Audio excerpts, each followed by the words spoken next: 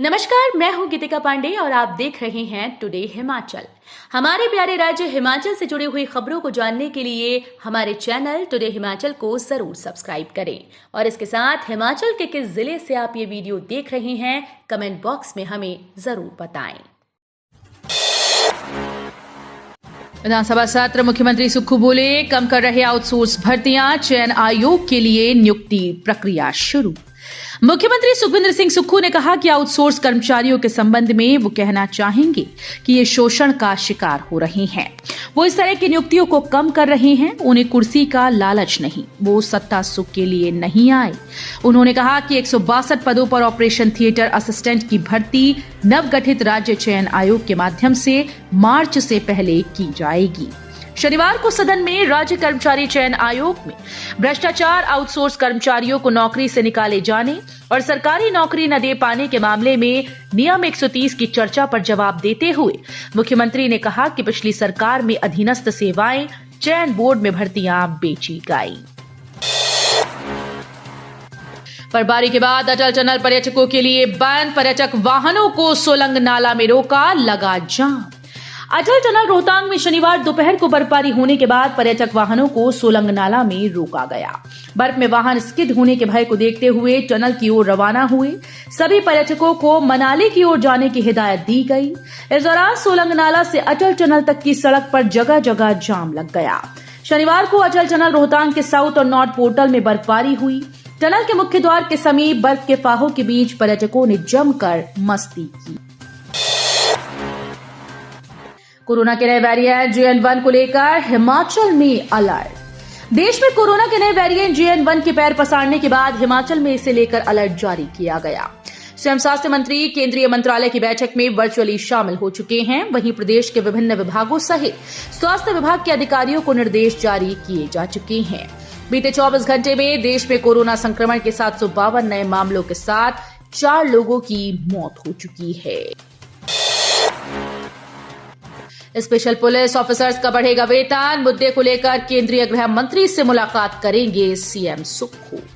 मुख्यमंत्री सुखविंदर सिंह सुक्खू ने शनिवार को विधानसभा को सूचित किया कि वो जल्द ही जम्मू कश्मीर सीमा पर पांगी में और लाहौल स्पीति पर भरमौर में तैनात 526 विशेष पुलिस अधिकारियों के वेतन में वृद्धि के मुद्दे को हल करने के लिए केंद्रीय गृह मंत्री अमित शाह से चर्चा करेंगे।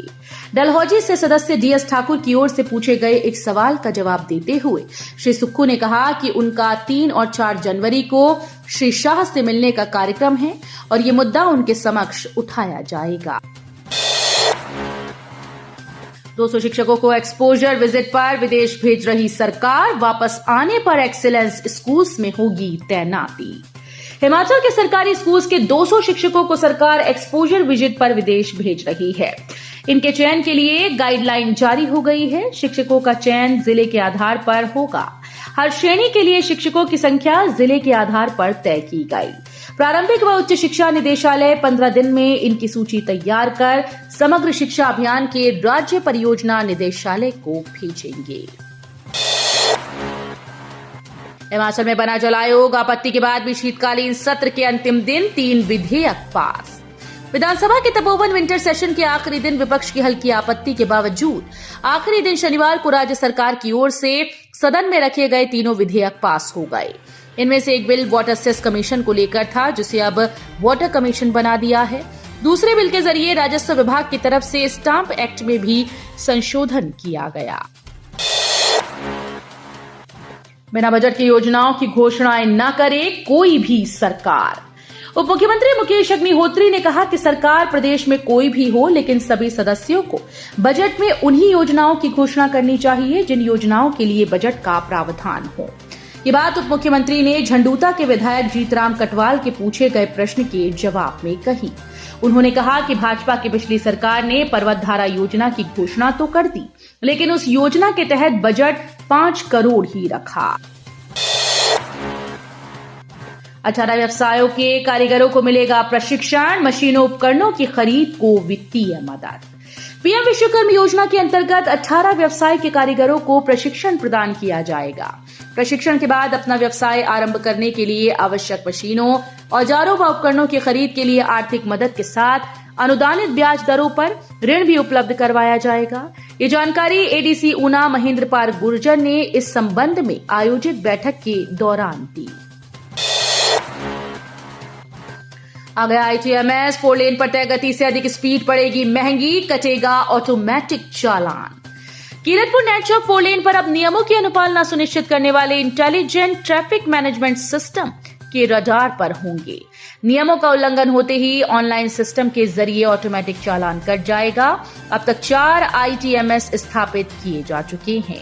4 लेन पर वाहनों के लिए 60 किलोमीटर प्रति घंटा की रफ्तार तय की गई है, लिहाजा ओवर स्पीड पर झट से चालान काट दिया जाएगा।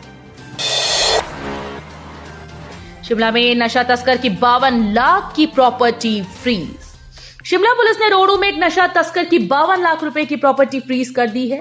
ये कार्रवाई एसपी संजय गांधी के निर्देशों पर SHO रोहड़ू ने की।